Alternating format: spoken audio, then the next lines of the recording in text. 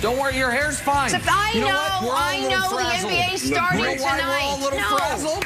Oh, yeah. Tell me. Yeah, I got good news for Brian Westbrook coming up in NBA picks for his Philadelphia 76ers. I got bad news for Chris Broussard and his beloved Clippers. We got all that coming up. What a great day to be on television. By now, you know Brian Westbrook is here. He's in for Brandon Marshall. Kevin Wildes is here smiling. He can't wait to get to our top story. We stayed up late to watch what we thought was going to be a blowout. We were wrong. Monday Night Football.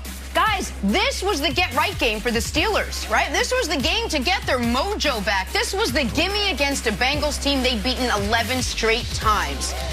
But once again, the Steelers looked flat, and once again, Big Ben looked old. Flat and old is a terrible way to go through life. Bengals pulling off a stunner in this one, leaving Pittsburgh in serious danger of finishing second in the AFC North. Who would have thunk? Here is a very bundled up Ben Roethlisberger. Do you right now, in the month of December, truly feel 100% in your arm? Well, I don't think anybody that plays this game at any level, at any position, I should say, whether it's week 1 or week 16, feels 100%. So, no, I would say that I don't feel 100%, but nobody does right now. Wasn't I right? I mean, how cold was that press room? He had like 16 layers on, plus the hat. Nick, for the Steelers, that's 3 straight losses now for the team. I'll say it again. I said it last week and the week before. We thought could maybe go undefeated. Is it now time to press the panic button? Oh, it's absolutely time to mash that panic button. But before I get into why, I have to address what everyone's thinking this morning, and so I'll be the first one to do it. A hearty and sincere congratulations to the defending Super Bowl Kansas City Chiefs for essentially cinching up the 1 seed with 2 weeks to go. Good job, fellas. You're just at home hanging out. Get the 1 seed, get the bye. But now let's go micro to macro. Let's start with the game last night. That was a shameful performance, and I mean that literally. The Steelers should be ashamed of what they did, particularly offensively in the first half. In the first half, the Steelers had 8 drives. 5 went 3 and out. 2 ended in a fumble. 1 was an impossible 10-play, 17-yard drive. I don't even know how the math works there. That ended in an interception. And then in the second half, they clawed back into it. They're down 17-10, and they go 3 and out. They get it back to 24-17, and the defense lets Ryan Finley, I'm sorry, the defense when it was 17-10 lets Ryan Finley go 9 plays, 80 yards. Ryan Finley?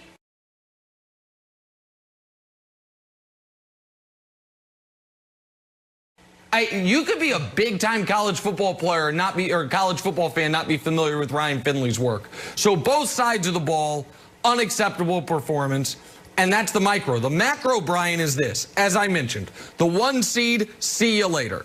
The Steelers are underdogs at home next week to the Colts.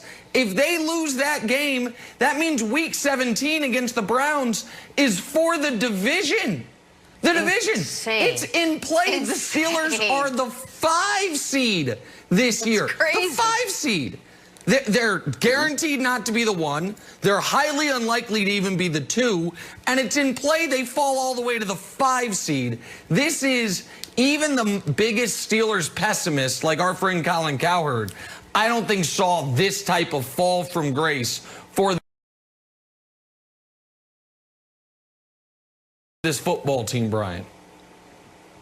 Yeah, Nick, you're absolutely right. The Steelers have struggled over the last month of football. And here's the truth. They're struggling at a time where it's important for a team to be getting better, getting ready for the playoff run. Let me just give you an outline of a season from a player's perspective. August and September, you're getting in shape and developing your identity, trying to figure that out. October, you're perfecting that identity. And now November and December, it's all about the playoffs. It's all about putting wins together so you can build that confidence for the playoffs. And really, that's where the Steelers have just struggled. In the last 4 games, they haven't scored more than 20 points offensively. And that's because they have no deep threats. They have no ability to run the football. And when you're talking about Big Ben, the most important position on the field, he has struggled. He actually has looked just like Duck Hodges and Mason Rudolph last season, the number 2 and number 3 quarterback for the Steelers. I mean, just look at the last 2 games, Jen. I mean, this is just the truth. He hasn't had over 190 yards passing, 3 interceptions, and 3 touchdowns. That's worthy of the second and third position when you talk about quarterbacks. Kevin, here's the bigger picture, and I think Nick just hit on it. They just have the Colts left as well as the Browns. The Steelers run the risk of going into the playoffs on a 5-game losing streak. That's no way to go into the playoffs. And to me, that also spells probably an early exit to the playoffs. So, Kevin, it's just hard to see that the Steelers can figure this thing out in a short period of time. Yeah, so I want to drive home how terrible the Steelers were. Even though this team is on the rise and getting hot, and some people have, picked them, say, you know what, be careful about this team. They're not tanking. The Steelers have been worse than the Jets, Brian. If we look at the graphic, the Steelers have only scored 16 points last 4 games. So this is absolutely brutal. It's a brutal stat. It's a brutal stat, and they're not tanking, for the record. They are not trying to drop down to the 22nd pick. So, Brian, here's a take that we just saw, or it's a question. It's not a take. We just saw Drew Brees get hurt, sit down, come back, shake the rust off, and did pretty good in the second half. Is the fact that Big Ben, his arm, he said not 100%, but he feels like he's getting worse and worse and worse and worse. Should Mike Tomlin say, you know what, dude? I know this isn't like a normal injury, but it's just progressing. Let's sit you down, get you fully healthy, give you just a Ben Roethlisberger bye week so we can hit the playoffs with the Big Ben that we want to see in those first 11 games where we're putting up almost 30 points a game.